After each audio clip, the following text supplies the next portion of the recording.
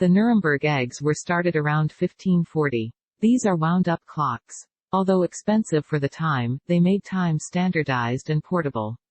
Copernicus published his De Revolutione bus Orbium Coelestium in 1543. In it, he took from Aristarchus, around 310 BC idea that the Sun was the center of the universe. This introduced all sorts of problems, like, if the Earth is a sphere and goes around the Sun, then why don't the Chinese fall off? And, if the Earth isn't the center of the universe, then Aristotle and the Church must be wrong. The Roman Catholic Church said, it's just a theory. Well, your God, Jesus is truth, is just a theory. Copernicus's sun-centered cosmology worked except for one planet, Mars. The solution to this took sweeping away the Ptolemaic epicycles Copernicus was using. Johannes Kepler would solve this.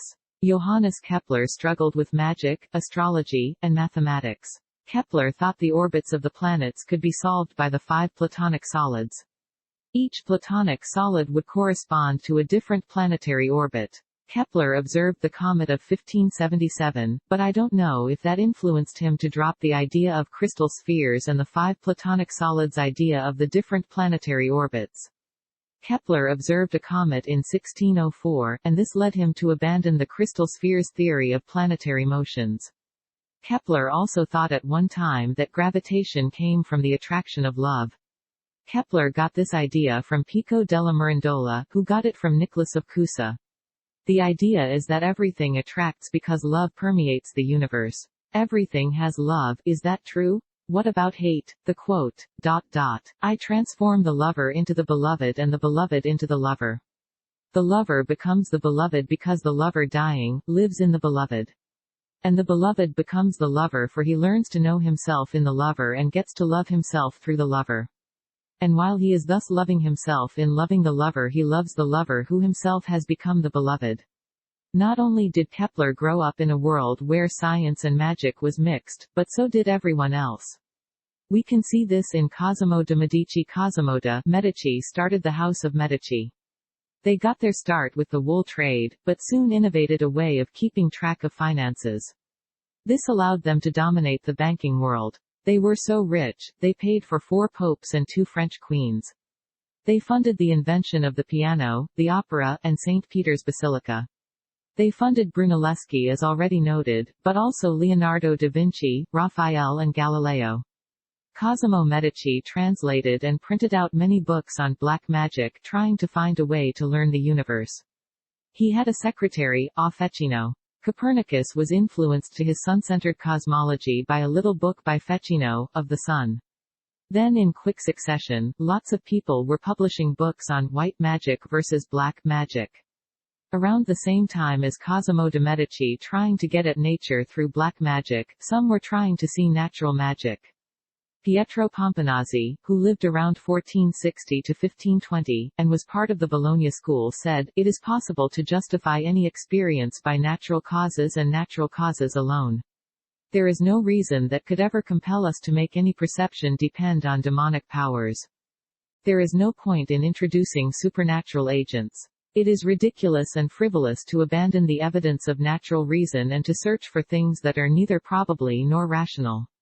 Of incantations, Giambattista della Porta, in 1558, published Natural Magic. Getting back to Kepler, Kepler would soon join Tycho Brahe, who was doing the best observational astronomy of the time. Tycho Brahe observed comets and supernova in his lifetime, as did Kepler and everyone else, and noted the supernova doesn't exhibit any parallax, while the comet did. Between the comet and the supernova, the Greek crystal spheres were shattered. But there was still the problem of Copernicus's sun-centered cosmology. Tycho Brahe built an astronomical palace, Uraniborg. He later expanded it into an underground observatory, Stjärneborg. He needed to build underground to get away from the winds. Tycho sized up quadrant, sextants, and a huge armillary sphere. He created a great globe, where he etched his data on. In 1585, he created the Great Equatorial Armillary which he'd use to study Mars. Engraving of the mural quadrant from Brahe's book Astronomia Instrate Mechanica 1598, then he brought in Kepler to organize the data into a mathematical theory. Kepler actually only got the data after Tycho Brahe died. Kepler first compared the orbit to Earth's orbit. Kepler would see where Mars is at the same point of its orbit with respect to the Earth. Kepler soon traced out an ellipse. His first law of planetary motion was that they are an ellipse. He then stated two laws of the motion along an ellipse: the equal area law and the square of a planet's orbit is proportional to the cube of its semi-major axis. To calculate the planet's speed with Kepler's second law required Kepler to do a little bit of integral calculus, just to give some hint of how much mathematics Kepler had to do. I forgot to mention that Kepler needed to study Apollonius of Perga's conic sections. Kepler's laws was able to solve the Copernicus problem of Mars orbit. But there was still the problem why people on the other side of the Earth didn't fall off. This would be solved by Galileo Galilei. Galileo discovered the counterintuitive phenomenon of how two unequal masses fall at the same rate in a vacuum. Galileo didn't have a vacuum. How did he think of a vacuum? I'm not sure that I know how he came to his notions chronologically, but we know that he saw that he could time things by a swinging pendulum. Galileo noted that pendulums swinging at different wavelengths swing at the same rate. He must have further noted that the pendulum's wavelength would reduce to zero. Here he obviously knew that friction takes the energy away from the swinging pendulums. And, if these were swinging in a vacuum, the pendulums would keep swinging. There's also a famous Galileo thought experiment that disproves heavier balls fall faster than lighter ones. Tie a heavier ball with a lighter one. Since they are tied together, then they should fall faster tied together. On the other hand, the lighter ball should slow down the heavier. This leads to a contradiction. The real point of these two ideas of how Galileo discovered that two unequal masses fall at the same rate in a vacuum is that he didn't derive this just by observing over and over again, plotting points on a graph, straightening out the curve into a straight line and deriving an equation. He came to this idea the same way we figured out the sun-centered cosmology. As I explain all this at the start of my Gospel of Truth.